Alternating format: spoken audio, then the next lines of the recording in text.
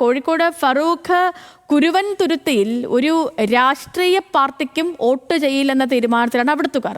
ഒരു വർഷമായിട്ട് കുടിവെള്ളം കിട്ടാതെ വലഞ്ഞപ്പോൾ പ്രശ്നപരിഹാരത്തിനായി സമീപിച്ചിരുന്നെങ്കിലും ആരും ഇടപെട്ടില്ലെന്നാണ് പരാതി. അപ്പോൾ ഇക്കുറി ജനകീയ സമരസമിതി സ്ഥാനാർത്ഥിയാണ് നാട്ടുകാരുടെ പ്രതിനിധിയായി മത്സരത്തിന് ഇറങ്ങുന്നത്.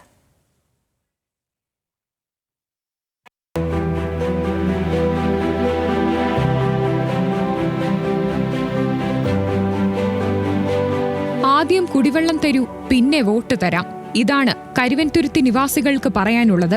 പ്രദേശത്ത് കിണറുകളിലെ വെള്ളം മലിനമായതോടെ 54 വർഷങ്ങൾക്ക് മുൻപാണ് ഫറോക്ക് മുനിസിപ്പാലിറ്റി പ്രദേശത്ത് പൊതുപൈപ്പുകൾ സ്ഥാപിച്ച് കുടിവെള്ളമെത്തിക്കുന്ന പദ്ധതി ആരംഭിച്ചത്.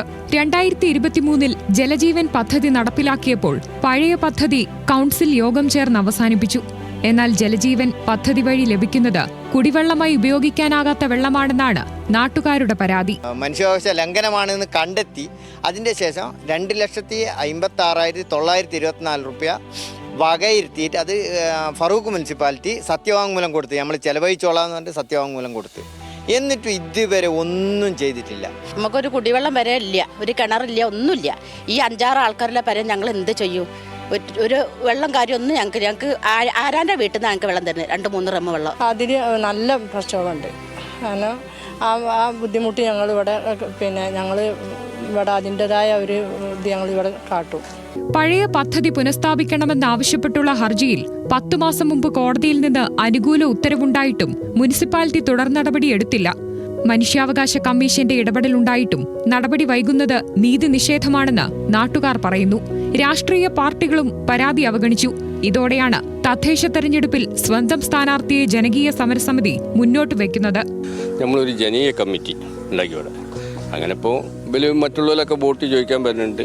ആർക്കും ഇപ്പം നമ്മൾ വോട്ട് ചെയ്യാൻ ഒരുക്കല്ല. കാരണം ജനകീയ കമ്മിറ്റിക്ക് ഒരു തീരുമാനമുണ്ട്. നമ്മളൊരു സ്ഥാനാർത്ഥിനെ നിർത്തിക്കുന്നത് ആ സ്ഥാനാർത്ഥിനെ ജയിപ്പിക്കണം എന്നുള്ളതാണ് നമ്മളെ മെയിനായിട്ടുള്ള ആവശ്യം. കാരണം ഇപ്പം എന്താണെന്ന് വെച്ചാൽ വെള്ളത്തിൻ്റെ ആവശ്യം, വേറെ ഒരു പാർട്ടിനോടും വിരോധമില്ല. സ്ഥാനാർത്ഥിത്വം രാഷ്ട്രീയ തീരുമാനമല്ലെന്നും കുടിവെള്ളത്തിനായുള്ള പോരാട്ടം തുടരുമെന്നും ജനകീയ സ്ഥാനാർത്ഥി അഷ്റഫ് പുളിയാളി പറഞ്ഞു.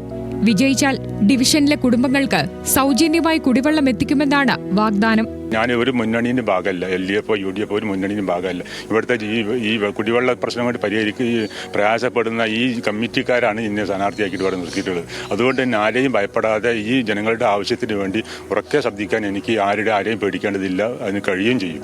അഷ്റഫിന് ലഭിക്കുന്ന ഓരോ വോട്ടും കരുവൻതുരുത്തിക്കാരുടെ പ്രതിഷേധമാണ്. അടിസ്ഥാന അവകാശമായ ദാഹജലം ഉറപ്പാക്കാൻ അധികാരികളോടുള്ള പ്രതിഷേധം. ന്യൂസ് മലയാളം, കോഴിക്കോട്.